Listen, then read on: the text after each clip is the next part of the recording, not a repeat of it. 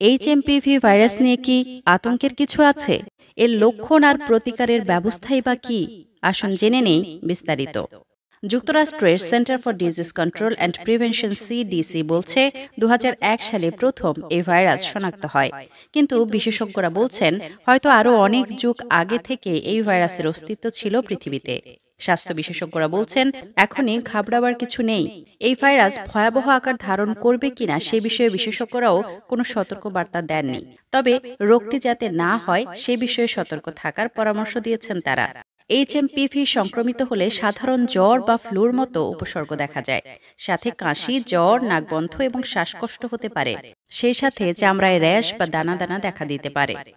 তবে কারো কারো জন্য এসব উপসর্গ মারাত্মক হয়ে উঠতে পারে। সিডিসি বলছে এই ভাইরাসে আক্রান্ত হলে যে কোনো বয়সী মানুষের ব্রঙ্কাইটিস বা নিউমোনিয়ার মতো অসুখ হতে পারে। কিন্তু এখন পর্যন্ত এটি শিশু, বয়স্ক মানুষ এবং যাদের ইমিউন সিস্টেম দুর্বল তাদের মধ্যে বেশি দেখা গেছে।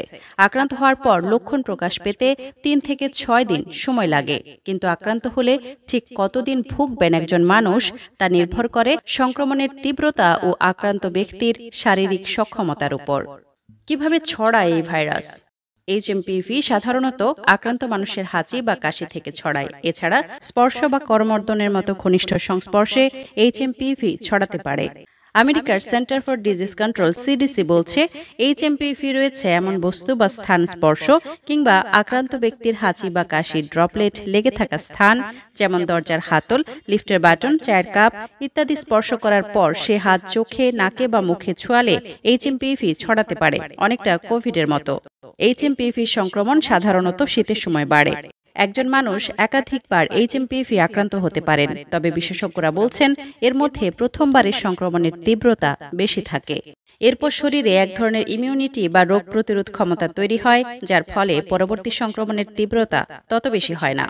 বাংলাদেশের ভাইরোলজিস্ট এবং যুক্তরাষ্ট্রের সিডিসি জানিয়েছে এইচএমপিভি নিয়ে এখনই আতঙ্কিত হবার কোনো কারণ নেই। এর বড় কারণ হচ্ছে এটি কোভিডের মতো নতুন কোনো ভাইরাস নয়। ২০০১ সালে প্রথম এই ভাইরাস শনাক্ত হয়।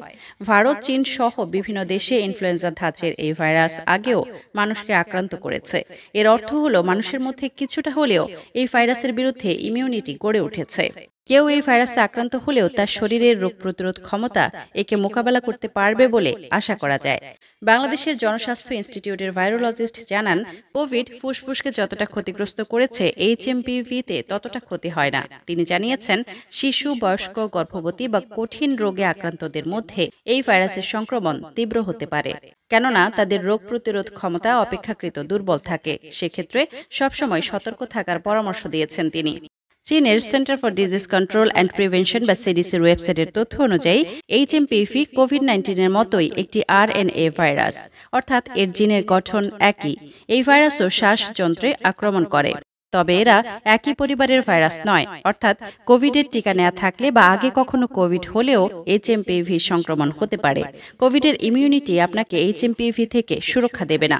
সিডিসি জানিয়েছে ভাইরাসটি অন্তত ৬০ বছর আগেই ছড়িয়েছে। চীনের পররাষ্ট্র মন্ত্রণালয় এইচএমপিভিকে শীতজনিত স্বাস্থ্যগত সমস্যা হিসেবে অভিহিত করেছেন। সাধারণ ফ্লুর লক্ষণ, যা সাধারণত ২ থেকে ৫ দিনের মধ্যে নিজে থেকে সেরে যায়। তবে লক্ষণ তীব্র হলে চিকিৎসকের পরামর্শ নেওয়া এবং হাসপাতালে ভর্তি হওয়া জরুরি হতে পারে।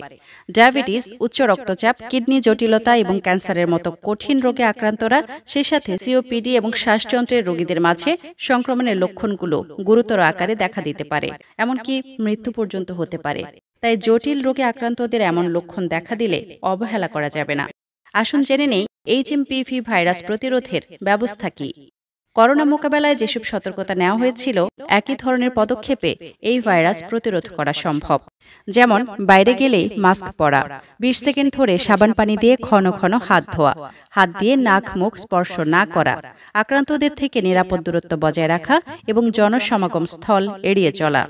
হাঁচি কাশি দেওয়ার সময় মুখ টিস্যু দিয়ে ঢেকে নেওয়া এবং ব্যবহৃত টিস্যুটি সাথে সাথে মুখ বন্ধ করা ডাস্টবিনে ফেলে দিয়ে হাত সাবান পানিতে ধুয়ে ফেলা। যদি টিস্যু না থাকে তাহলে কোনোই ভাঁজ করে সেখানে মুখ গুজে হাঁচি দেওয়া।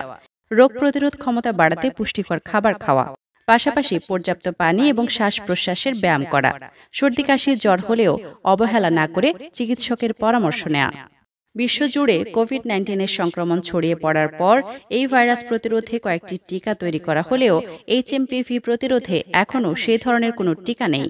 তাই সতর্ক থাকার উপরেই জোর দিয়েছেন বিশেষজ্ঞরা।